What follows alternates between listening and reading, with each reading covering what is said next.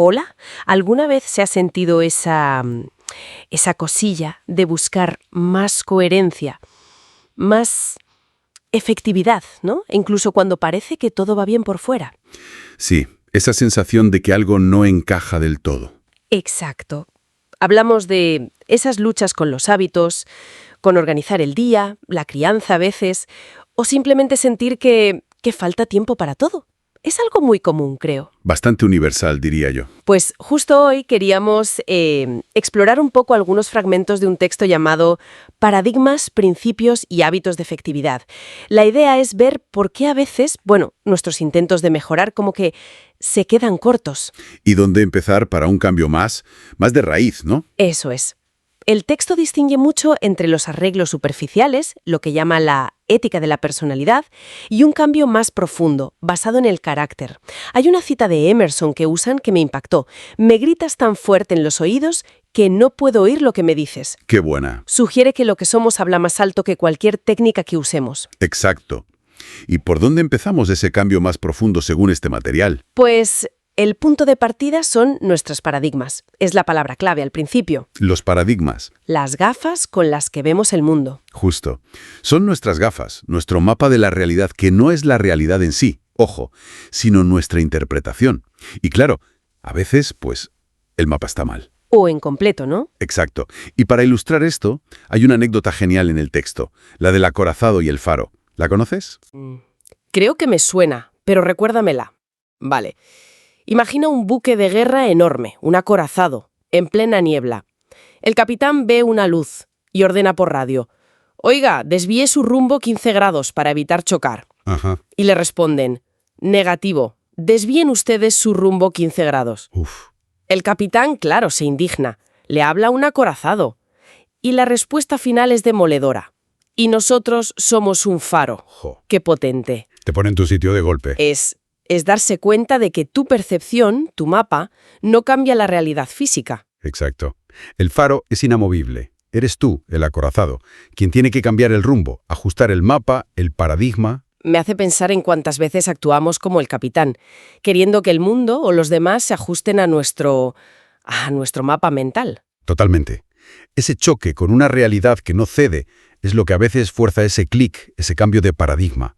Te obliga a mirar hacia adentro. Vale, entiendo lo de los paradigmas como punto de partida. Pero claro, cambiar las gafas es una cosa y actuar distinto de forma constante es otra. Ujú. Ahí entran los hábitos, ¿verdad? Ahí entran. Y el texto los define de una forma muy, muy interesante. No es solo repetir algo mecánicamente. ¿Qué es entonces? Es la intersección de tres cosas. El conocimiento, saber qué hacer y por qué. Las capacidades, saber cómo hacerlo, la habilidad.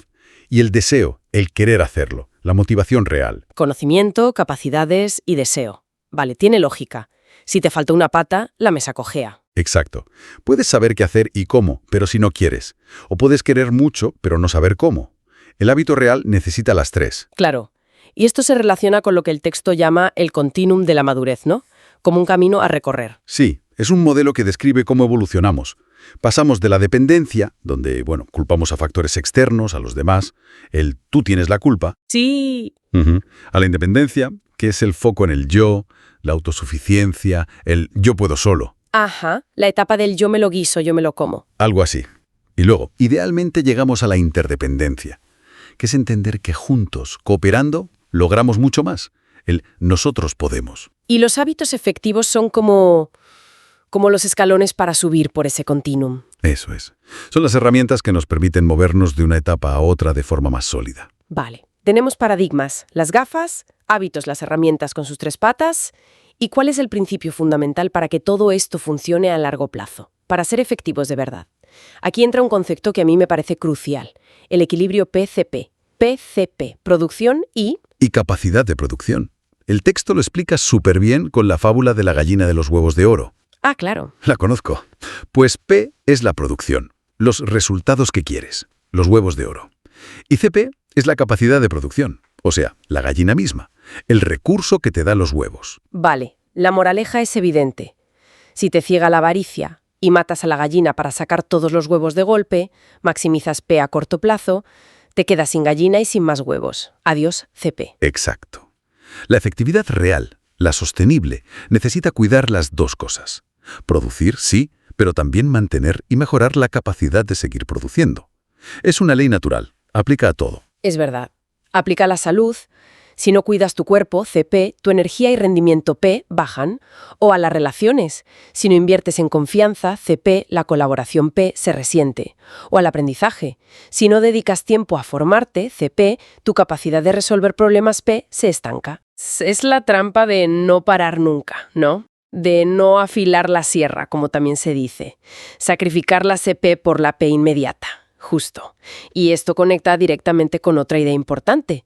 ¿Dónde ponemos el foco de nuestra energía? ¿Te refieres a lo del círculo de influencia y el de preocupación? Exactamente. El círculo de preocupación es todo lo que nos inquieta, pero sobre lo que tenemos poco o ningún control. La economía, las decisiones políticas, lo que hacen otros, Ya, donde gastamos mucha energía a veces. mucha. En cambio, el círculo de influencia es lo que sí podemos cambiar. Nuestras respuestas, nuestras acciones, nuestros hábitos, nuestro carácter, nuestro ser. Entonces, ser proactivo de verdad, según esto, es centrarse en ese círculo de influencia. Trabajar en lo que depende de nosotros. Eso es. Ampliar nuestra capacidad de respuesta, nuestra CP personal, en lugar de reaccionar constantemente a lo que está fuera, en el círculo de preocupación. Entendido. Entonces, resumiendo un poco todo esto, parece que la clave para una efectividad que dure viene de un cambio, como decías, de adentro hacia afuera. Sí, empieza por uno mismo. Implica revisar nuestras gafas, nuestros paradigmas, construir hábitos sólidos con esas tres patas: conocimiento, capacidad y deseo. Y sobre todo, mantener ese equilibrio PCP, cuidar la gallina. Has captado la esencia perfectamente. Muy bien. Y para terminar, ¿alguna reflexión final que nos deje pensando? Pues el texto menciona algo muy potente, que todas las cosas se crean dos veces. Primero hay una creación mental, la idea, el plan, la visión, y luego una creación física, la real, la primera y la segunda creación. Pensando en eso, la pregunta para quien nos escucha podría ser: ¿qué primera creación en su vida, qué plano mental, qué visión, qué diseño, quizás necesita ahora mismo una revisión, un ajuste más cuidadoso para que la segunda creación, los resultados reales que está obteniendo, se parezcan más a lo que de verdad busca? Interesante. ¿Qué estamos diseñando en nuestra mente antes de construirlo fuera? Da para pensar. Desde luego, es mirar la causa antes que el efecto. Y queremos destilar esas ideas claves sobre cómo tomar las riendas, ¿no? Cómo definir una dirección clara para uno mismo. Eso es. Hay una cita que me gusta mucho de Oliver Wendell Holmes que dice algo así como: no conozco ningún hecho más alentador que la incuestionable capacidad del hombre para dignificar su vida por medio del esfuerzo consciente. Es muy potente, sí. Refleja bien la idea de que tenemos agencia. Pues esa es un poco la meta hoy, ¿no? Desgranar la esencia de esos primeros hábitos que son cruciales. Así es. Y lo interesante es ver cómo estos conceptos, que a veces suenan un poco abstractos, pues cómo se traducen en acciones concretas del día a día. Claro. ¿Y por qué son tan vitales si buscamos un cambio que sea, digamos, significativo y que dure? Que no sea a flor de un día. Son como los cimientos. Entendido. Pues arranquemos, si te parece, con el primer hábito: ser proactivo. ¿Vale? La idea principal, según entiendo de las fuentes, es esta distinción entre, el círculo de preocupación, Sí. que son todas esas cosas que nos quitan energía pero sobre las que no tenemos control real, ¿verdad? Y luego está el círculo de influencia, Ahí está la clave. donde sí podemos actuar. Me parece fascinante cómo se subraya eso, que el poder está en reconocer cuánta energía malgastamos en lo primero Ujú. y cómo redirigir, aunque sea un poquito a lo segundo, puede tener un impacto enorme. Precisamente. Y el lenguaje que usamos, fíjate, nos delata totalmente. Es el lenguaje reactivo. El si tan solo. Exacto. Si tan solo mi jefe fuera diferente. Es que no puedo hacer nada. La culpa es de... Todo eso nos quita poder, porque pone la causa y el control fuera. Claro. En cambio, el lenguaje proactivo, pues, voy a ver qué opciones tengo. Puedo elegir cómo responder a esto. Buscaré la manera de... Te devuelve la iniciativa, ¿no? Te devuelve la agencia, sí. Las fuentes mencionan un ejemplo, que es muy bueno, con 2 ejecutivos y un presidente que era complicado. ¿Cómo se veía ahí la diferencia? Exacto. Pues uno de los ejecutivos se centraba totalmente en el círculo de preocupación. Todo eran quejas sobre el jefe, buscarle fallos, lamentarse con los compañeros. Pura reactividad. Pura energía reactiva que no cambiaba absolutamente nada. El otro, sin embargo, se centró en su círculo de influencia. ¿Qué hizo diferente? Pues en lugar de quejarse, analizó la situación. Pensó, a ver, ¿qué le preocupa de verdad a mi jefe? ¿Qué necesita? Se anticipó a problemas, presentó no solo los datos, sino análisis y recomendaciones. O sea, propuestas pensadas para esas necesidades que él había detectado. Eso es. No se limitó a reaccionar a las dificultades, sino que intentó comprender y actuar sobre lo que sí podía controlar. Su enfoque, sus propuestas, su trabajo. Entiendo. Y lo crucial aquí, lo más importante, es que su éxito no dependió de que el presidente cambiara de repente. Claro, dependió de su respuesta. Dependió de la respuesta que él eligió dar, actuando con inteligencia dentro de su margen. Es un ejemplo clarísimo de cómo enfocar la energía en la influencia genera resultados. Mientras que en la preocupación solo genera frustración. Exacto. Pura frustración. Pero aquí me surge una duda. ¿Dónde está la línea? ¿Cómo te aseguras de que ser proactivo, como lo describen, no se confunda con ser, pues no sé, insistente o incluso manipulador? Que sea constructivo de verdad. Es una buena pregunta. Sí. Las fuentes insisten mucho en que la proactividad no es agresividad, ¿Vale? es inteligencia guiada por valores. Se trata de entender la realidad, ver qué es lo importante de verdad y actuar con iniciativa y responsabilidad. No es forzar las cosas, es facilitar soluciones dentro de tu ámbito. Entendido. Incluso sugieren ejercicios prácticos, ¿sabes? Como prestar atención a tu propio lenguaje durante un día, a ver cuánto es reactivo y cuánto proactivo. O planificar una respuesta proactiva a algo que sabes que va a pasar. Eso, anticiparte un poco. Vale. Y esta idea de elegir nuestra respuesta, de actuar conscientemente en nuestro círculo de influencia, pues conecta directamente con el siguiente punto clave, ¿no? Totalmente. Que es saber hacia dónde dirigir esa energía proactiva que hemos decidido usar. Exactamente. Y eso nos lleva al segundo hábito. Empezar con un fin en mente. Aquí encaja otra reflexión de Oliver Wendell Holmes, ¿verdad? Sí. La que dice, lo que está delante de nosotros y lo que está detrás es poco importante comparado con lo que reside en nuestro interior. Y para explorar ese interior, proponen una visualización que, bueno, a mí me parece muy potente. Casi chocante, diría. La del funeral. Sí, es fuerte. Imaginar tu propio funeral. Pensar quién estaría allí, quién hablaría, qué te gustaría que dijeran de ti. Uf, lo es. Es un ejercicio fuerte. Pero su propósito no es ser morboso para nada. Es increíblemente clarificador. ¿En qué sentido? Pues te obliga a preguntarte, a ver, ¿qué carácter me gustaría que recordaran de mí? ¿Qué huella quiero dejar? ¿Qué contribuciones hice? ¿Qué diferencia marqué en la vida de la gente que me importa?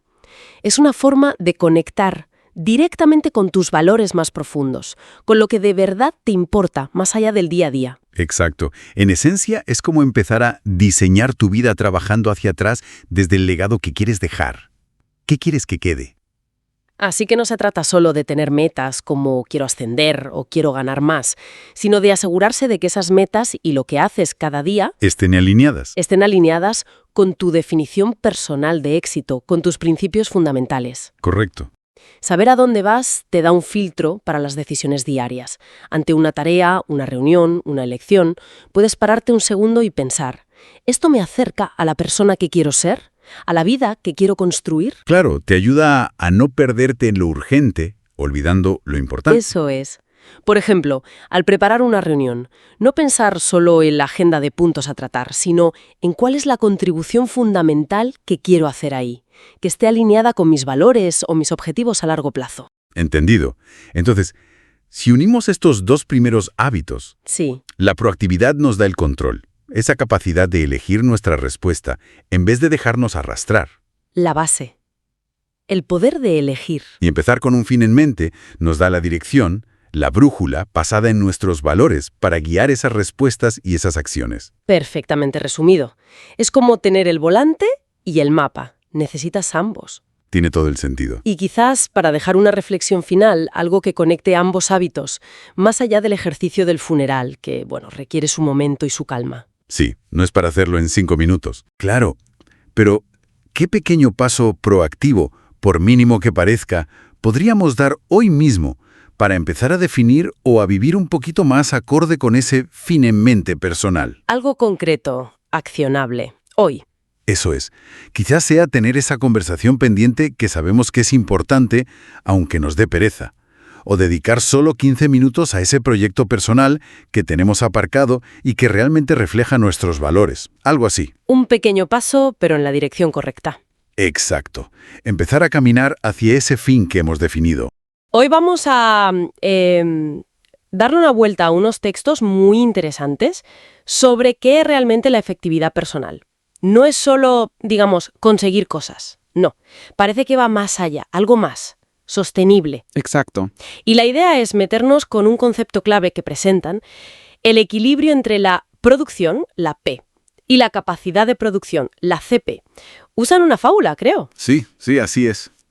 Los textos, de hecho, empiezan definiendo los 7 hábitos como hábitos de efectividad. O sea, basados en principios, en el carácter. Y lo conectan todo, como decías, a ese equilibrio fundamental.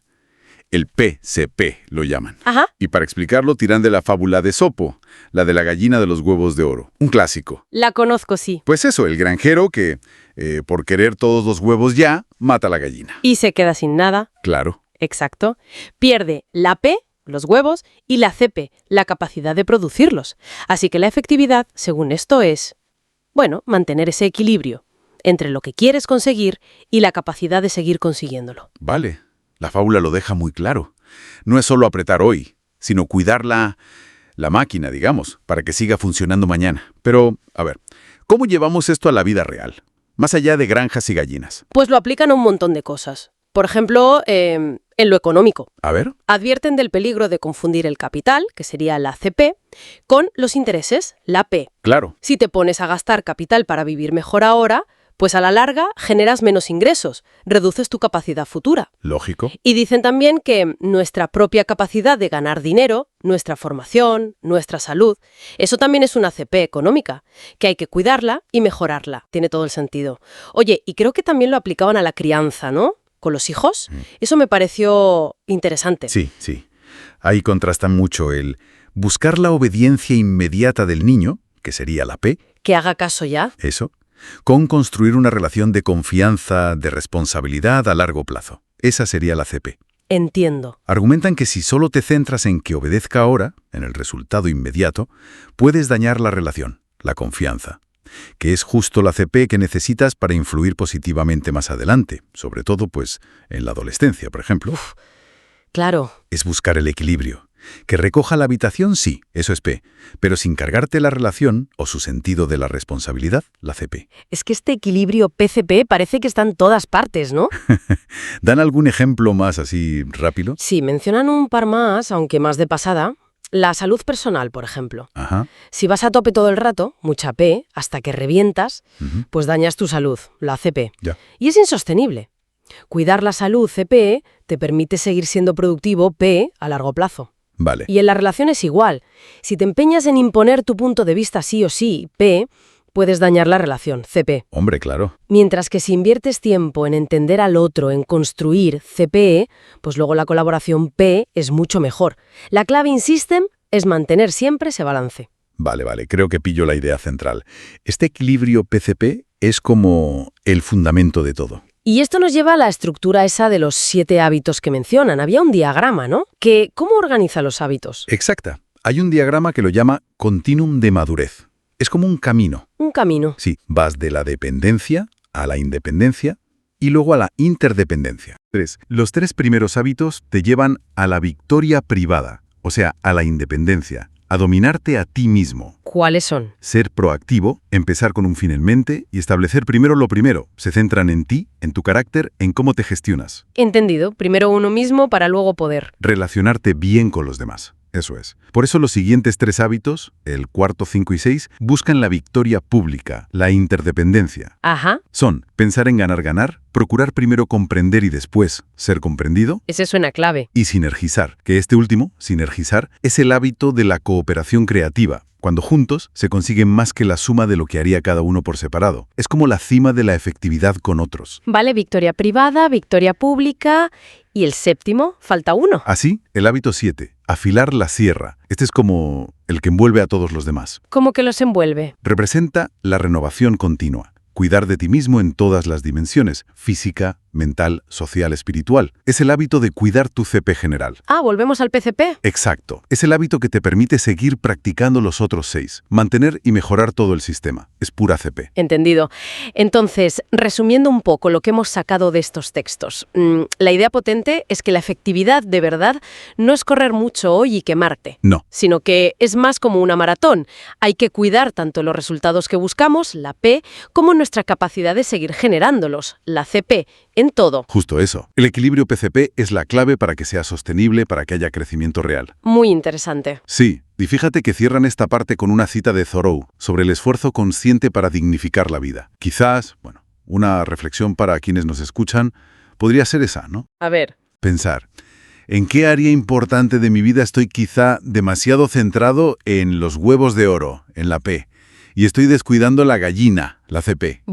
Buena pregunta. ¿Y qué pequeño paso, qué esfuerzo consciente podría hacer hoy mismo para empezar a cuidar un poquito más esa gallina? Para restaurar ese equilibrio.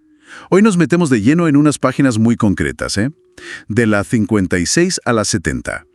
Marcan un punto clave, ¿verdad? El paso del primer hábito, ser proactivo, a la introducción del segundo, empezar con un fin en mente. Exacto. La idea es ver cómo el texto construye ese puente. Cómo pasamos de la capacidad de actuar a saber hacia dónde actuar. Pues vamos a ello. Si retomamos justo donde acaba el hábito 1, el texto pone mucho énfasis en algo más que la iniciativa. Habla de comprometerse y mantener los compromisos. Sí, lo llama el corazón mismo de nuestra área de influencia. Eso es. Pero, ¿por qué le da tanta importancia? ¿Qué significa eso en la práctica? Pues, significa que nuestra integridad, el cumplir lo que decimos que vamos a hacer, tanto a nosotros mismos como a otros, es como la medida real de nuestra proactividad. Vale, no es solo hacer cosas. No, es ser fiable. Es que sobre esa base, sobre esa confianza que generas, se construyen los demás hábitos. Además, sugiere algo muy práctico. Fijarnos en nuestro lenguaje. Ah, lo de evitar el lenguaje reactivo. Justo. Dejar de decir no puedo, tengo que, es que yo soy así. Empezar a cambiar eso ya es un paso para asumir esa responsabilidad interna. Entendido. La coherencia como pilar fundamental. Y desde ahí, desde esa responsabilidad, nos lanza al hábito 2. Empezar con un fin en mente. Y lo introduce con un ejercicio potente, diría yo. Sí, la verdad es que sí. La visualización del propio funeral. Suena un poco, fuerte. Un poco tétrico, quizás, de entrada. Puede ser, pero la intención es muy clara. Te pide imaginar quién estaría, qué te gustaría que dijeran de ti. No sobre tus logros materiales, sino sobre tu carácter, tus aportaciones. ¿Sobre qué tipo de persona fuiste, ¿no? En tus diferentes roles? Pareja, padre, madre, amigo, compañero. Exacto. Es una forma muy directa, casi radical, de conectar con nuestros valores más profundos. De preguntarte, al final de todo, ¿qué quiero haber sido? ¿Qué huella quiero dejar? Te obliga a definir tu propio éxito más allá de lo superficial. Y eso lleva a la idea central del hábito. Tener una clara comprensión del destino antes de empezar. Eso es. Saber a dónde vas para que cada paso cuente. Y aquí es donde mete esa distinción tan importante entre liderazgo y administración. Que a veces se confunden, ¿verdad? Totalmente. El texto cita a Drucker y Bennis y lo deja muy claro. La administración es hacer las cosas bien, eficiencia pura. Subir la escalera lo más rápido posible. Vale. Pero el liderazgo es hacer las cosas correctas, efectividad. O sea, asegurarse de que la escalera está apoyada en la pared correcta. Me gusta la metáfora de la selva que usa también. Es buenísima. Los administradores son los que van con el machete abriendo camino, trabajando duro. Eficientes a tope. Claro, pero el líder es el que se sube al árbol más alto, mira alrededor y grita: «Oye, que esta no es la selva que buscábamos». Jaja. Bueno, más vale darse cuenta a tiempo. Desde luego. Porque sin liderazgo, sin esa visión de si vas en la dirección correcta, toda la eficiencia del mundo no sirve para nada. O peor, te aleja más de tu objetivo. Entonces, este hábito nos llama a ser líderes de nuestra propia vida. A no solo gestionar el día a día, sino a definir el rumbo. Y esto, conecta con otra idea fuerte. La de reescribir el guión. Sí, es muy potente también. Plantea que a menudo no somos conscientes de que estamos siguiendo guiones. Guiones heredados, ¿te refieres? Exacto. De la familia, de la sociedad, de la cultura. Simplemente actuamos según patrones preestablecidos sin cuestionarlos. ¿Y la proactividad del hábito 1 sería? Sería la que nos da la autoconsciencia para darnos cuenta de esos guiones. Para decir, oye, ¿esto que hago es mío o me lo han programado? Vale, el primer paso es verlo. Y el hábito 2, empezar con un fin en mente, te da las herramientas, la visión, los valores, para poder reescribir ese guión. Para decir, no, yo quiero que mi vida vaya por aquí. Es asumir la autoría. Convertirte en el guionista de tu propia película, digamos. Justo. Un cambio de paradigma personal muy importante. Y para tener una guía clara en esa reescritura, el texto propone algo concreto. Crear un enunciado de la misión personal. Suena como muy formal, ¿no? Puede sonar así, pero en el fondo es algo muy íntimo. Es como tu constitución personal. Un documento donde plasmas quién quieres ser y qué quieres conseguir. Basado en esos valores profundos que descubriste con lo del funeral, imagino. Claro, es la expresión práctica de tu fin en mente. Y para ayudar a crearlo, el texto introduce el concepto de los centros de nuestra vida. Los centros, ¿a qué se refiere? Aquello que está en el núcleo de nuestra vida y que, de forma consciente o no, nos da seguridad, guía, sabiduría y poder.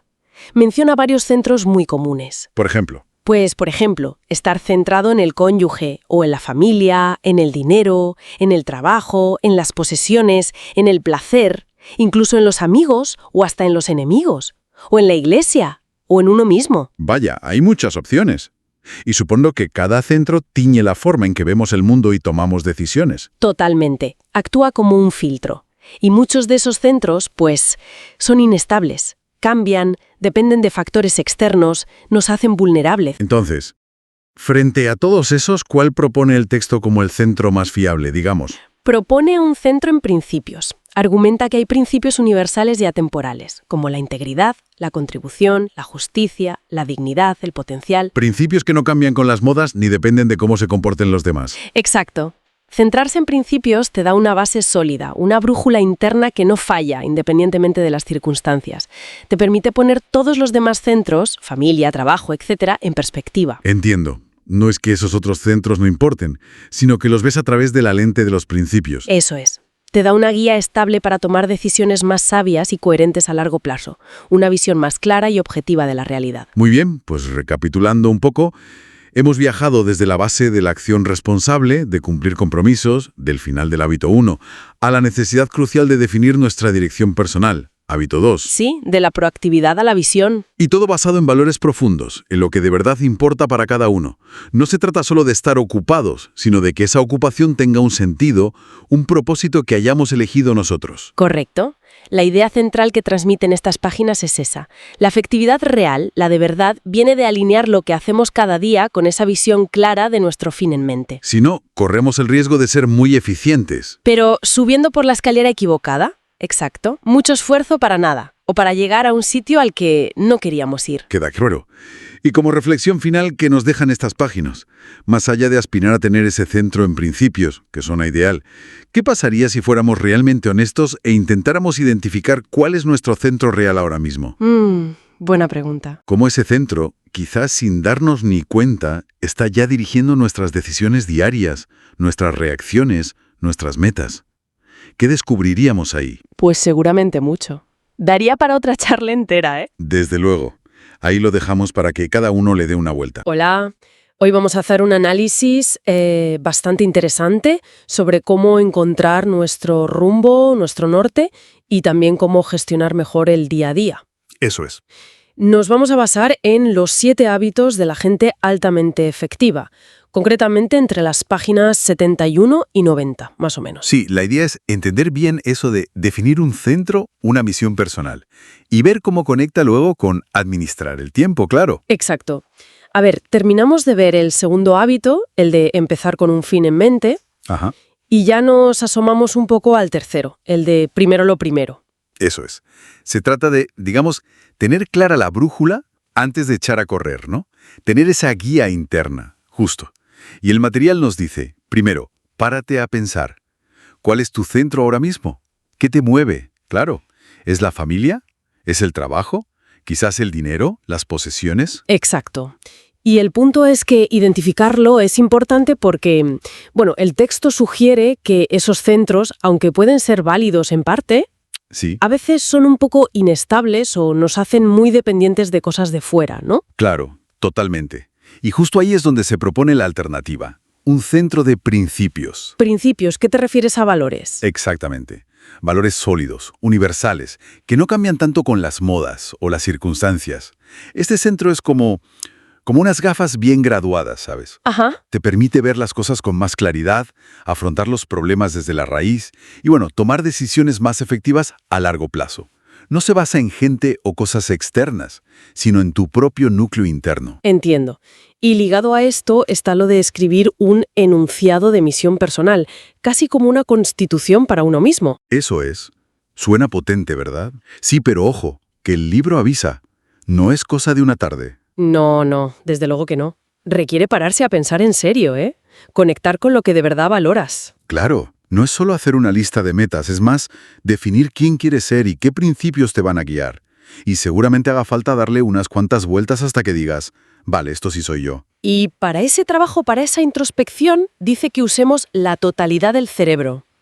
¿Eso cómo se come? O sea, ¿cómo lo hacemos? Pues, a ver, la idea es no tirar solo de la lógica, de lo analítico, que asociamos más al hemisferio izquierdo, Vale. sino también activar el derecho, que es el lado más, digamos, intuitivo, el creativo, el visual, incluso el emocional. Hacen falta los dos para que esa misión sea de verdad significativa y también útil, práctica. ¿Y dan ideas para activar ese lado derecho? La visualización, por ejemplo. Aunque hay ejercicios, como imaginarse en el propio funeral. Suena un poco fuerte, ¿no? Sí, es impactante, la verdad, pero es que es muy efectivo para conectar con lo que de verdad te importa. Ya. ¿Qué querrías que dijeran de ti? ¿Qué legado dejas? Otras ideas son imaginarse en aniversarios futuros o pensar cómo vivirías si te quedara poco tiempo. Entiendo. Y también la escritura. Llevar un diario o simplemente el acto de ponerse a redactar esa misión ayuda mucho a aclarar las ideas. Vale. También hablan de las afirmaciones. ¿Son solo frases positivas y ya está? Bueno, es algo más que eso. Son declaraciones tuyas, personales, dichas en positivo, en presente, y que tienes que interiorizar, visualizándolas y sintiéndolas. Ah, o sea, tienen que ser personales, positivas, en presente, visuales y emocionales. Exacto. Son como una herramienta para reprogramar un poco la mente y reforzar ese compromiso con tu misión y tus principios. Hay un ejemplo muy gráfico que ponen en el libro, ¿verdad? Sí. El de un hotel. Sí, ese es muy bueno. Un hotel donde, fíjate, todo el personal, desde arriba hasta abajo, participó en crear la misión de la empresa. Y lo interesante es cómo eso dejó de ser un papel colgado en la pared, ¿no? Claro, se convirtió en el filtro real para tomar decisiones cada día, desde cómo atender a un cliente hasta cómo formar a la gente nueva o incluso cómo poner los sueldos. Demuestra el poder que tiene una misión cuando de verdad se vive y además colectivamente. Y justo para cerrar esta parte, hay una cita de Rete que usan como puente, que dice algo así como: lo que importa más nunca debe estar a merced de lo que importa menos. Muy buena cita. Y esa idea, la de priorizar lo importante, nos mete de lleno en el tercer hábito. Primero, lo primero. Ahí ya entramos en la acción, en la gestión del día a día. Exacto. Y aquí hacen una distinción que me parece clave. Liderazgo frente a administración. Sí. El liderazgo sería decidir qué es lo primero, marcar el rumbo correcto, elegir la selva adecuada si usamos la metáfora del libro. Es la visión, más del cerebro derecho, ¿no? Eso es. Mientras que la administración es cómo te mueves por esa selva una vez elegida. Es la ejecución, hacer las cosas bien, organizar, planificar, más del cerebro izquierdo. Claro, pero lo crucial aquí no es solo ver la diferencia, sino el orden. Primero, liderar, definir tu misión, tus principios, y luego administrar, actuar en consecuencia.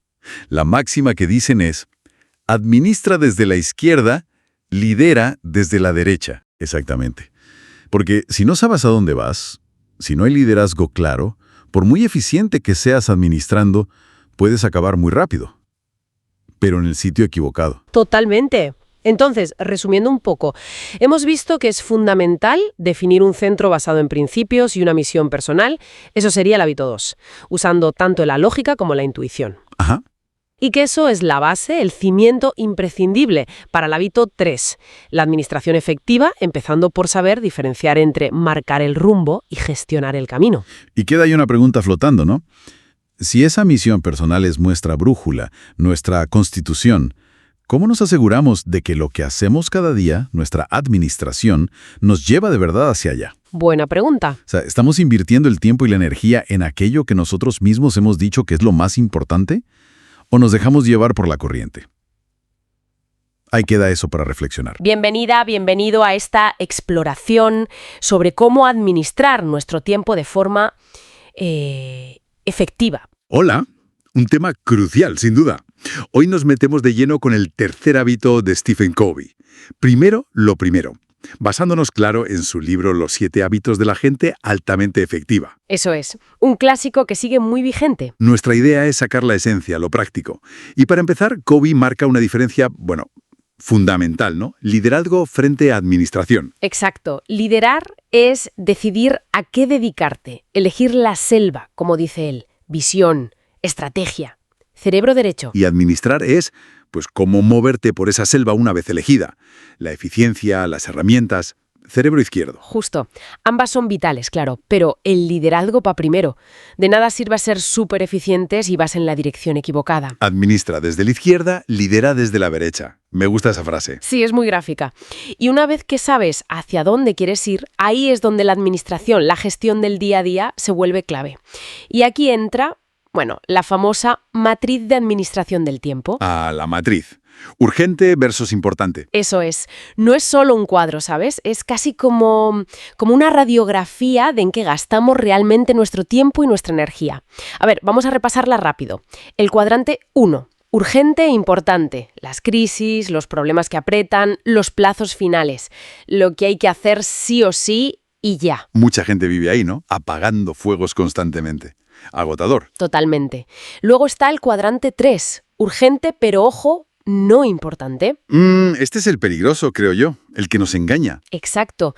Interrupciones, reuniones que podrían ser un email, llamadas, cosas que reclaman atención ya, pero que en el fondo aportan poco a tus metas reales. Te sientes ocupado, pero quizás no productivo. Esa es la trampa. Y el IV, ni urgente ni importante. Las distracciones puras y duras, ¿verdad? Perder el tiempo, vamos. Sí, trivialidades, redes sociales sin propósito, en fin.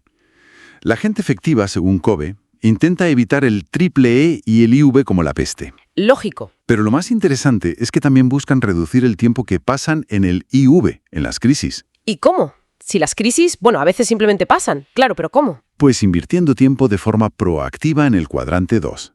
Importante, pero no urgente. Ajá, ahí está el meollo. Este es el corazón de la administración personal efectiva. Aquí entra la planificación a largo plazo, la prevención de problemas, construir relaciones sólidas, aprender cosas nuevas, cuidar la salud, el ejercicio. Cosas que sabemos que deberíamos hacer, pero como no gritan ahora, pues... pues se quedan para cuando tenga tiempo. Y ese tiempo nunca llega si vives reaccionando a lo urgente. Claro. Pero fíjate, dedicar tiempo al cuadrante 2 es lo que evita que muchas cosas se conviertan en crisis del cuadrante 1. Es pura estrategia. Es el famoso principio de Pareto, ¿sabes? Ese 20% de actividades que te dan el 80% de los resultados. Vale, suena genial en teoría. Pero, ¿cómo lo llevamos a la práctica? ¿Cómo luchamos contra la tiranía de lo urgente para poder dedicar tiempo a ese cuadrante 2? Buena pregunta. Covey propone una herramienta muy concreta. La organización semanal. ¿Planificar la semana entera? ¿No es eso muy rígido? No se trata de llenar cada minuto. Es más bien como tener una brújula para la semana. Una planificación conectada a tus principios y a lo que de verdad importa. Entiendo. ¿Y cómo sería ese proceso, más o menos? Pues primero, identificar tus roles clave para esa semana. Profesional, pareja, padre, madre, amigo, tú mismo como individuo. Luego, para cada rol, pensar, ¿cuáles son las 2 o 3 cosas más importantes que puedo hacer esta semana para avanzar? Idealmente, tareas del cuadrante 2. Vale, metas importantes por rol. Exacto. Y el tercer paso es crucial, programar tiempo específico en tu agenda para esas metas. No es una lista de deseos, es un compromiso de tiempo. Bloques de tiempo dedicados, pero dejando margen para imprevistos, supongo. Claro, la flexibilidad diaria es importante. La semana te da la perspectiva, el foco en lo importante. El día a día es para ejecutar y ajustar si hace falta. Es pasar de reaccionar a ser arquitecto de tu tiempo. Tiene sentido. Planificación semanal, centrada en lo importante, en el cuadrante 2. Pero, oye, a veces, aunque planifiques, sientes que no llegas a todo, porque intentas abarcar demasiado tú sola. Ahí entra otro concepto clave que menciona Covey, la delegación. Delegar. Suena fácil, pero a veces cuesta. O sale mal. Claro, porque hay formas y formas de delegar. Él distingue entre la delegación en recaderos y la delegación en encargados. Recaderos. Suena un poco despectivo. Bueno, se refiere a cuando dices exactamente qué hacer y cómo hacerlo. Es microgestión, supervisión constante, agota a todos. Ya veo. ¿Y la de encargados? Esa es la potente. Se enfoca en los resultados que quieres conseguir, no en los métodos exactos. Das autonomía y responsabilidad a la otra persona. Pero eso requiere confianza y claridad, ¿no? Mucha claridad. Requiere un acuerdo previo muy bien definido sobre 5 puntos clave. A ver, ¿cuáles son? Resultados deseados. ¿Qué es exactamente el éxito? ¿Cómo se mide? Segundo, directrices. Límites, reglas del juego, valores que no se pueden cruzar. Tercero, recursos. ¿Qué ayuda tiene disponible la persona? Vale. Rendición de cuentas. ¿Cómo y cuándo se va a revisar el progreso? Y quinto, consecuencias. ¿Qué pasa si se logran los resultados? Reconocimiento más responsabilidad. ¿Y qué pasa si no? Definir todo eso lleva tiempo al principio, ¿no? Tiempo que quizás no tenemos si estamos, pues eso, apagando fuegos. Es la paradoja clásica. Sí, requiere una inversión inicial de tiempo y esfuerzo mental para definirlo bien y comunicarlo. Pero piensa en el tiempo y la energía que te libera a medio y largo plazo. Claro, es una inversión. Exacto. Te permite a ti centrarte en tareas de más alto nivel, más cuadrante 2, y además empodera a la otra persona. Le ayuda a crecer. Dejas de ser tú haciendo todo y pasas a multiplicar tu impacto a través de otros. Entonces, si tuviéramos que resumir la esencia de primero lo primero, diríamos que es un cambio de chip, ¿no? Totalmente. Un cambio de paradigma. Dejar de ser reactivos a lo urgente para ser proactivos con lo importante. ¿Y las herramientas claves serían esa planificación semanal con foco en el cuadrante 2? Totalmente. Y aprender a delegar de forma inteligente, en encargados, basándose en resultados. Implica tomar las riendas de nuestro tiempo, alinearlo con lo que de verdad valoramos, en lugar de dejarnos llevar por la corriente. Eso es. Es construir la vida y los resultados que queremos semana a semana de forma consciente. Tomar control. Pues nos dejas pensando. Quizá la pregunta para reflexionar sería: ¿qué actividad importante, pero no urgente, de ese cuadrante 2 llevamos tiempo posponiendo? Esa que sabemos que si la hiciéramos de forma constante, marcaría una diferencia real. Buena pregunta. ¿Y cuál sería el primer paso, por pequeño que fuese, para empezar a integrarla? Quizá esta misma semana. A veces no es falta de tiempo, sino de decisión. Ahí queda eso. Mucho en qué pensar y, sobre todo, qué aplicar. Nos metemos de lleno en ese salto, ¿no? De la efectividad de uno mismo a conseguir cosas importantes con otra gente. Lo que el libro llama la victoria pública. Exacto. Y los textos que tenemos aquí hablan mucho de interdependencia. Ajá. Pero no como algo que te toca, sino como una elección, ¿no? Para lograr más juntos. Pero, a ver, ¿cómo se hace eso? ¿Por qué no vale con ser un crack tú solo? Esa es justo la clave, yo creo.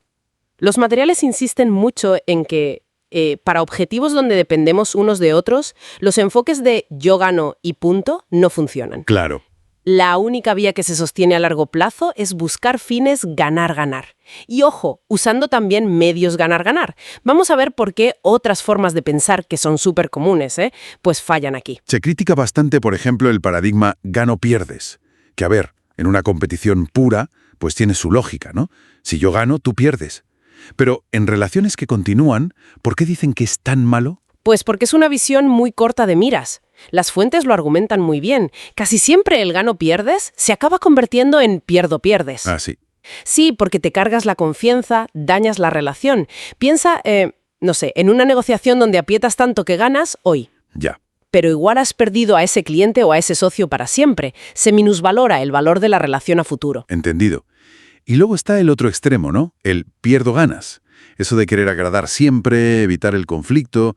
Suena como muy buena gente, pero las fuentes avisan de algo. Sí, del resentimiento. Es que ceder siempre en lo que es importante para ti genera una carga. Claro, te vas quemando por dentro. Exacto. Y eso acaba saliendo o te mina. Y curiosamente también suele llevar al pierdo-pierdes, porque la persona que siempre cede o se agota, o se desmotiva, o busca compensar por otro lado. No es estable, vamos. O sea que si gano pierdes y pierdo ganas acaban llevando a pierdo pierdes. La única alternativa real para la interdependencia es el ganar-ganar. Buscar que todos sientan que salen beneficiados. Precisamente. Pero ojo, que no es solo ser majo y ya está, ¿eh? Ah, no es solo la táctica. No. Necesita una base sólida. Piden carácter, integridad, principios claros y una relación basada en la confianza mutua. Y aquí meten un concepto que me parece crucial, la madurez. Madurez. ¿En plan edad? No de edad. Es un equilibrio. El equilibrio entre el coraje, o sea, la valentía para defender lo tuyo, tus necesidades, tus ideas, y el respeto, que es valorar las necesidades y las ideas del otro. Coraje y respeto. Sí. Citan a un tal Harald Saxenian, que lo define como la capacidad para expresar los propios sentimientos y convicciones combinada con el respeto por los pensamientos y sentimientos de los demás. Sin ese balance, dicen, el ganar-ganar es muy difícil de lograr de verdad. Vale, suena potente, pero un poco abstracto quizá. ¿Cómo se lleva eso a la práctica? Por ejemplo, no sé, al delegar algo o al empezar un proyecto juntos. Ahí es donde entran los acuerdos ganar-ganar. Son como una herramienta para concretar esto, sobre todo al delegar. Tienen 5 puntos clave. Primero, resultados deseados.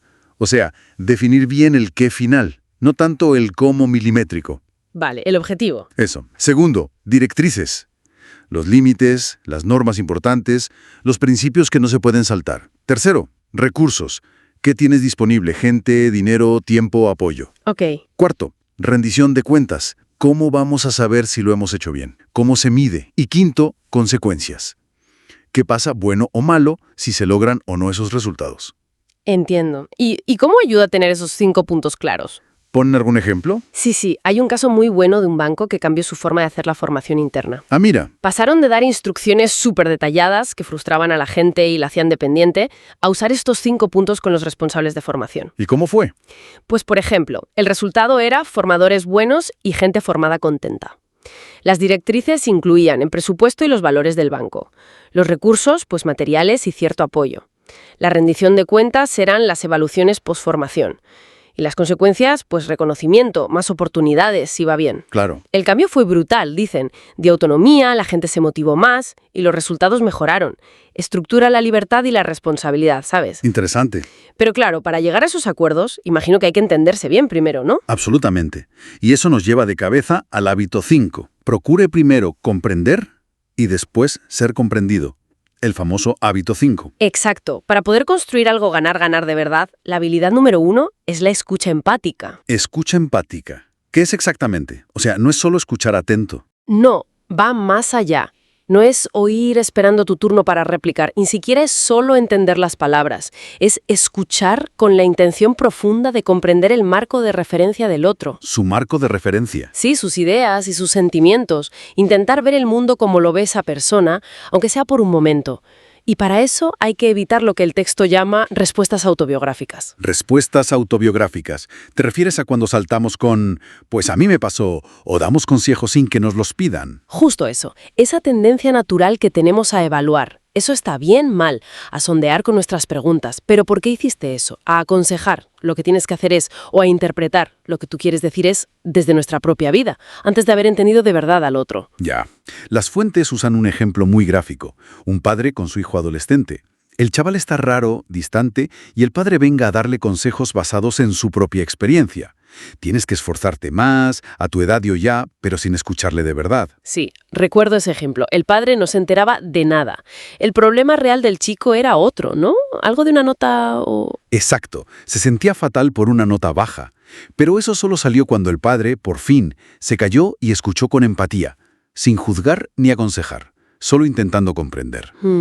Y aquí está la clave que muchas veces se nos escapa. Esa escucha empática, aunque parezca que te frena al principio, en realidad ahorra muchísimo tiempo a largo plazo. ¿Así? ¿Por qué? Porque evitas actuar sobre malentendidos. Es como el médico que hace un buen diagnóstico antes de recetar. Si no entiendes bien el problema, la solución que des será probablemente errónea y tendrás que volver atrás. Claro, tiene sentido. Y además, y esto es súper importante, construye la cuenta bancaria emocional. La confianza, ¿no? Eso es. La otra persona se siente comprendida, valorada, respetada. Y eso crea la base de confianza indispensable para cualquier colaboración del tipo ganar-ganar. Entonces, resumiendo un poco, la victoria pública, eso de tener éxito con otros, no cae del cielo. Requiere, primero, una mentalidad ganar-ganar. Que se apoya en esa madurez de coraje y respeto. Y que se puede concretar con acuerdos claros. Exacto. Y todo eso, como la base de todo, se sostiene sobre la habilidad de escucha empática del hábito 5. Sin entender primero al otro de verdad, es casi imposible crear soluciones donde todos sientan que ganan y se comprometan de verdad. Pues nos deja una reflexión interesante, ¿no? Si es tan natural eso de saltar a dar consejos o soluciones antes de comprender empáticamente, ¿cuántas oportunidades de crear algo realmente bueno con otros podríamos estar perdiendo cada día, sin darnos ni cuenta? Ahí queda eso. Da que pensar, desde luego. Bienvenida o bienvenido a esta nueva exploración. Hoy vamos a meternos de lleno en las páginas 151 a 170 de Los 7 hábitos de la gente altamente efectiva. Nos centramos en 2 hábitos que son, cruciales para relacionarnos. El quinto, que es eso de procurar primero comprender y luego ser comprendido. Y el sexto, sinergizar. Y fíjate, el texto arranca con algo que da que pensar. Dice que a casi nadie nos han enseñado a escuchar de verdad. Que lo que sabemos son, técnicas, ¿no? Exacto. Y es que esas técnicas, el autor las mete dentro de lo que llama la ética de la personalidad. O sea, pura fachada, ¿sabes? Carecen de la base del carácter, de la relación, que son necesarias para entender de verdad a alguien. Claro. Intentar comprender solo con palabras, filtrándolo todo por nuestra propia historia, nuestras gafas, como dice él, pues es que te quedas muy corto. Esas respuestas que damos siempre desde nuestra propia experiencia, las autobiográficas, pues impiden ver lo que de verdad le pasa al otro. Entiendo. Vale, entonces, vamos a desgranar esto, empezando por el hábito 5. Se habla mucho de empatía, pero el texto va más allá, ¿verdad?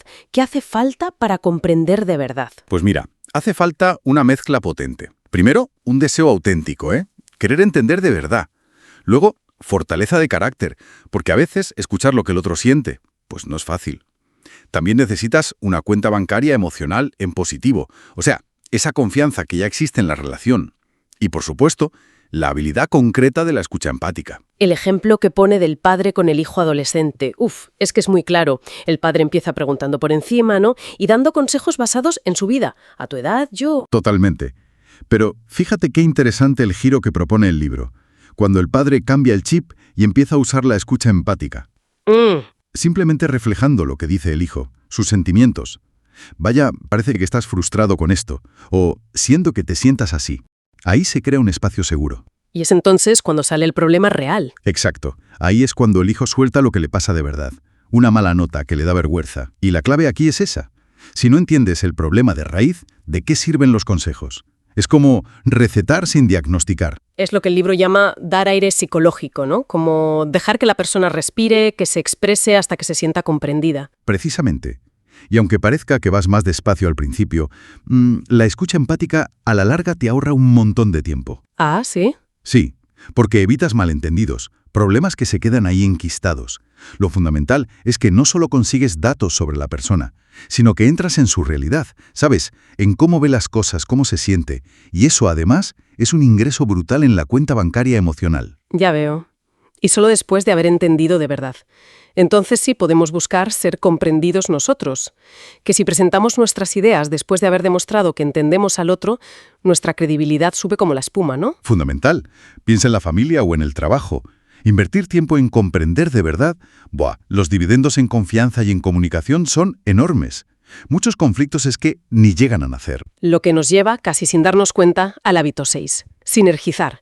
El libro lo pone como la guinda del pastel de los hábitos anteriores, ¿verdad? ¿Qué significa exactamente sinergizar? Pues significa cooperación creativa. Buscar juntos una solución que sea mejor que la que cada uno tenía por separado. Una tercera alternativa la llama. Ah, no es solo llegar a un acuerdo intermedio. No es un simple compromiso donde cada uno cede un poco. Es crear algo nuevo, superior. Que el resultado conjunto sea mayor que la suma de las partes. Eso es sinergia. Suena estimulante. Y los ejemplos que da el libro, como lo de crear una misión de equipo donde el propio proceso ya une, o transformar una reunión que iba a ser un conflicto en una búsqueda creativa, son muy gráficos. Sí, lo son. Pero seamos sinceros, eso de valorar las diferencias, que parece que es la clave, muchas veces lo que genera es más conflicto, no sinergia. Ahí has dado en el clavo. Y esa es quizá la idea más potente y contraintuitiva del hábito. El texto insiste en que valorar las diferencias, de opinión, de perspectiva, de experiencia, no es una amenaza, es una oportunidad. Es el motor de la sinergia. Ver esas diferencias no como un problema, sino como las piezas que necesitas para ver el cuadro completo. Si no lo haces, pues pasa como en la fábula esa de la escuela de los animales, ¿te acuerdas? Que acaban todos frustrados y siendo mediocres porque intentan que todos hagan lo mismo. Ya. La energía se va en defender posturas, en peleitas internas, en lugar de usarla para crear algo nuevo juntos. Entendido. O sea que la sinergia no es solo llevarnos bien y ya está, sino aprovechar esa tensión que surge de las diferencias para crear. Incluso menciona la sinergia intrapersonal. ¿Eso cómo va? Se refiere a usar nosotros mismos nuestros dos lados, ¿no? El lógico y el creativo. Pone el ejemplo de un matrimonio donde parece que cada uno va solo con medio cerebro, repitiendo los mismos patrones frustrantes una y otra vez. Claro. Esa falta de integración interna, de sinergia dentro de uno mismo, pues luego se refleja fuera, en la relación. Fascinante. Entonces vemos el camino. El hábito 5, comprender primero con empatía, crea esa base de confianza, de entendimiento. Exacto, y sobre esa base sólida, el hábito 6, sinergizar, nos permite ir más allá.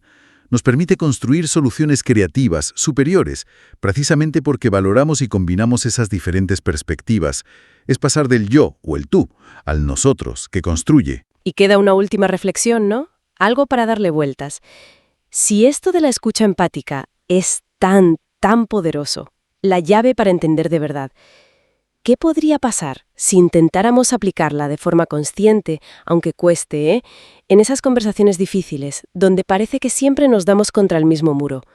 ¿Qué puertas inesperadas se podrían abrir? ¿Qué realidades nuevas podrían surgir de ahí? Hoy nos metemos de lleno en unas páginas concretas de un texto, más o menos de la 171 a la 190.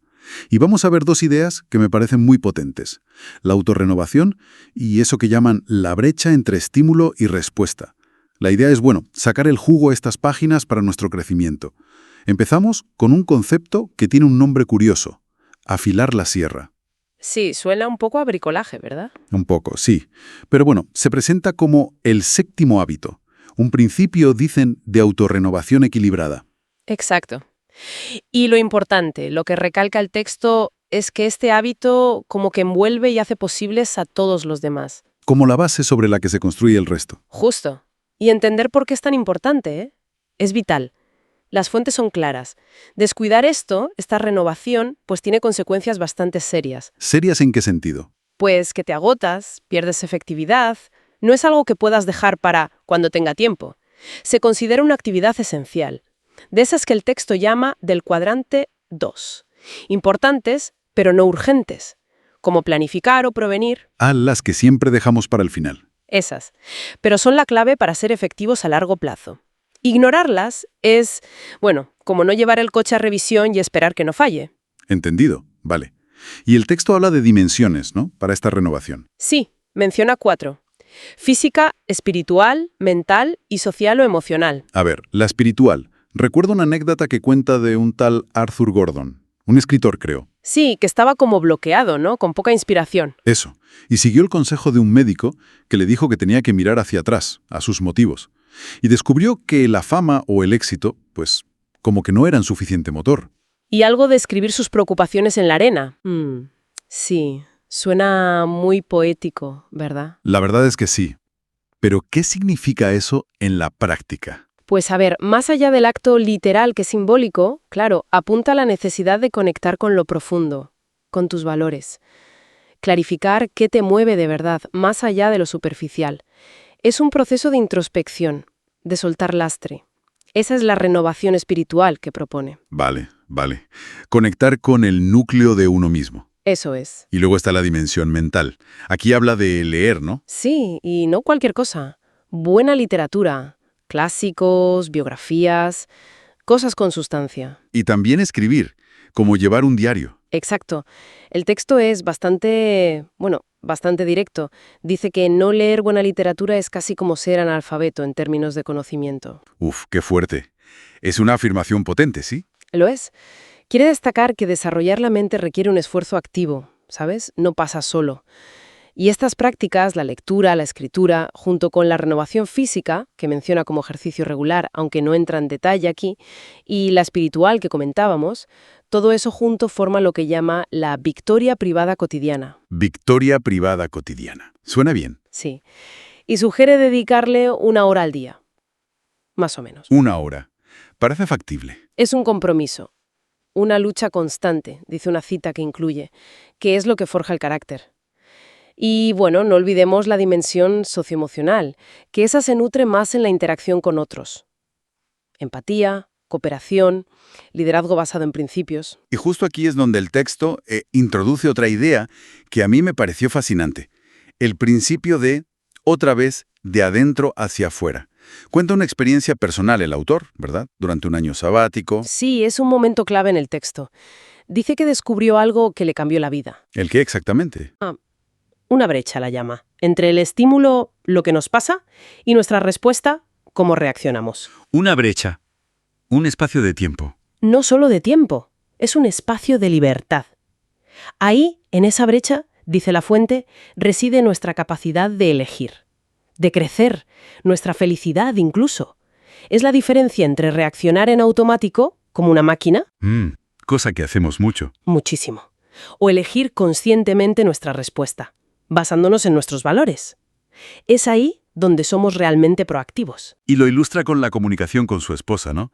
Durante ese año. Sí, cuenta cómo dedicaban horas a hablar, incluso de temas difíciles. Recuerdo el ejemplo de cómo ella llegó a entender por qué a él le preocupaba tanto el dinero. Exacto, al conectar con la historia de su padre. Lograron una comprensión y una sinergia muy profundas. Y dice que mantuvieron esa costumbre, ¿no? De salir a pasear para hablar de cómo se sentían. Es un ejemplo perfecto de cómo usar esa brecha. En lugar de discutir o reaccionar mal, pararse, escuchar, intentar comprender, elegir una respuesta constructiva. Es aplicar esa libertad interior a las relaciones. Y el texto no se queda solo en la historia, ¿eh? Da pasos concretos. ¿Ah, sí? ¿Qué sugiere hacer? Pues propone algo muy práctico. Ponerse metas semanales para renovarse en cada dimensión: física, espiritual, mental y social-emocional. Y muy importante, comprometerse a evaluar cómo vas, a ver si lo estás cumpliendo. O sea, ser sistemático con tu propio mantenimiento. Exacto. Es una llamada a la acción deliberada, a no esperar estar fundido para ponerte las pilas. Entonces, si tuviéramos que resumir las ideas clave de estas páginas, por un lado, la importancia vital de afilar la sierra. Invertir tiempo sí o sí en renovarnos en todas las áreas. No es un extra, es la base. Fundamental. Y por otro lado, esta idea tan reveladora de la brecha entre estímulo y respuesta. Ese pequeño espacio donde está nuestra libertad de elegir y, por tanto, bueno, nuestro poder para crecer y mejorar cómo nos relacionamos. Has captado la esencia perfectamente. Y esto, claro, nos deja pensando. Si aceptamos que esa brecha existe, ese espacio para elegir, quizá podríamos darle una vuelta a esto. ¿En qué pequeña situación del día a día, una de esas en las que solemos saltar en automático, podríamos intentar pararnos esta semana? Pararnos y conscientemente elegir una respuesta distinta, aunque sea algo pequeño. Interesante pregunta para llevarse. Sí, algo en lo que pensar más allá de esta charla. Bienvenida o bienvenido a esta exploración. Hoy nos metemos, con las ideas ya finales y las herramientas más prácticas de estos textos sobre hábitos, sobre efectividad. Sí. Son fragmentos que van, desde la conclusión sobre la renovación hasta los apéndices. Más o menos páginas 191 a 204. Vale. Y la misión, pues, sacar la esencia, ¿no?, de cómo pasar de la teoría a la acción. A ver si logramos un cambio de perspectiva útil. Suena bien. A ver qué encontramos. Hay una cita de Emerson que recogen que me parece un buen sitio para empezar. Decía algo así como: aquello que hacemos con persistencia se vuelve más fácil. Ajá. No porque la tarea cambie, sino porque nuestra capacidad para hacerla aumenta. Me gusta esa idea. La capacidad. Exacto. Vamos a ver cómo se supone que se cultiva esa capacidad según esto. Venga. Pues mira, la conclusión de la parte principal del texto insiste mucho en algo que, a veces se nos olvida al hablar de efectividad, lo vital que es cuidar las relaciones. Fundamental. Totalmente. Dice que sí se puede volver al hogar, pero claro, entendiendo hogar como una relación que has cuidado, ¿no? Claro, no un sitio físico necesariamente. Eso. Y pone un ejemplo, muy emotivo la verdad, una madre casi nonagenaria que escribe cartas a sus nietos, para reforzar esa conexión. Qué bonito. Lo llama un depósito clave en la cuenta bancaria emocional entre generaciones. Sí, y eso, subraya perfectamente que la efectividad no es solo cosa tuya individual. Claro. Se apoya, pero muchísimo, en cómo están tus conexiones, en esa renovación social emocional. La metáfora esa de la cuenta bancaria emocional es potente. Sí, lo es. Se refiere a la confianza que generas, la seguridad de ese saldo positivo, digamos, que construyes con detalles. Comprender, ser leal, pedir perdón, pequeños gestos que suman. Exacto. Gestos que suman. Y vivir según principios correctos, que incluye cuidar las relaciones, pues eso te da poder real, un poder diferente. Y esa idea de principios nos lleva de cabeza al apéndice A, que tiene una perspectiva súper interesante. Sí, la de los centros. Eso, Cómo aquello que pones en el centro de tu vida, puede ser tu pareja, el dinero, el trabajo, los propios principios, actúa como unas gafas. ¿verdad? Totalmente. Como un filtro. Un filtro que te colorea cómo ves todo lo demás. Es potente. Muy potente. Y es una herramienta de autoconciencia brutal, ¿eh? El texto te invita a probarte mentalmente esas gafas de cada centro. ¿Cómo sería eso? Pues, por ejemplo, si tu centro es el dinero, a lo mejor ves a tu pareja como, no sé, un activo social o económico, o una carga, vete a saber. Ostras. Pero si tu centro son principios como la integridad o la contribución, pues el dinero es un medio, no un fin. Y el trabajo una forma de desarrollarte. La tabla que viene es muy clara, sí. Es reveladora. Identificar tu centro real y ver qué implica puede ser incómodo, ¿eh? Ojo. Me imagino. Pero es el primer paso si quieres cambiar de perspectiva de verdad. Claro. Porque te das cuenta de cómo ese centro puede estar sesgando tus decisiones sin que te enteres. Exacto, sin darte cuenta. Y esto tiene aplicaciones súper prácticas, que es donde entra el apéndice B, ¿no? Con el ejemplo del día a día de un director de marketing. Justo. Nos pinta un cuadro muy típico, vamos. Una lista de tareas, reuniones urgentes, informes para ayer, llamadas que no pueden esperar. El clásico cuadrante 1, lo importante y urgente, el fuego. Ese es.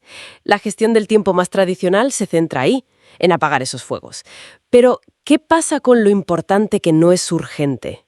¿El famoso cuadrante 2? La planificación a largo plazo. La formación del equipo, construir relaciones con clientes clave, anticipar problemas. Eso se queda para cuando haya tiempo. Que suele ser nunca. Ahí está el quid de la cuestión. Y ahí es donde el texto dice, cambio de mentalidad, no. Pasar de reaccionar a ser proactivo.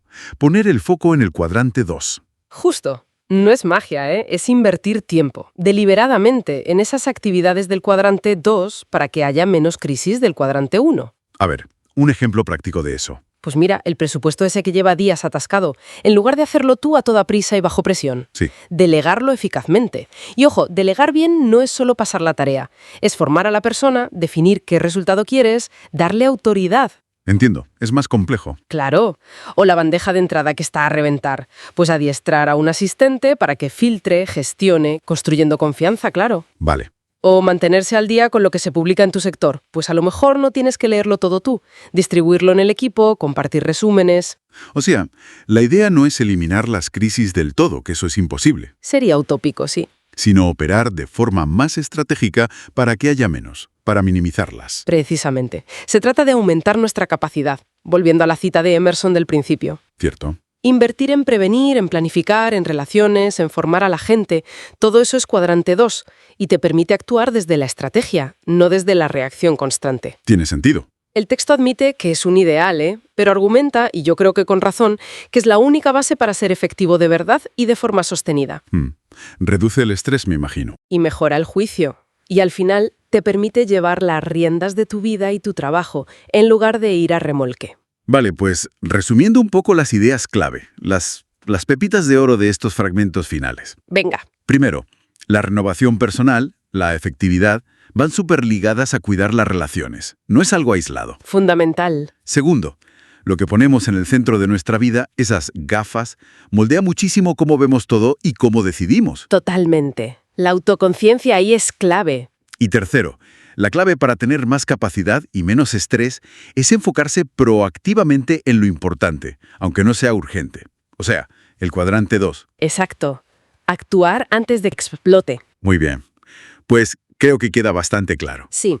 Y fíjate, todo esto nos deja una reflexión interesante para darle una vuelta, ¿no? A ver. Más allá de aplicarlo a cómo gestionamos el tiempo en el trabajo, ¿cómo cambiaría nuestra vida personal, nuestro bienestar, si de verdad aplicáramos esa mentalidad de cuadrante 2 en todos los ámbitos?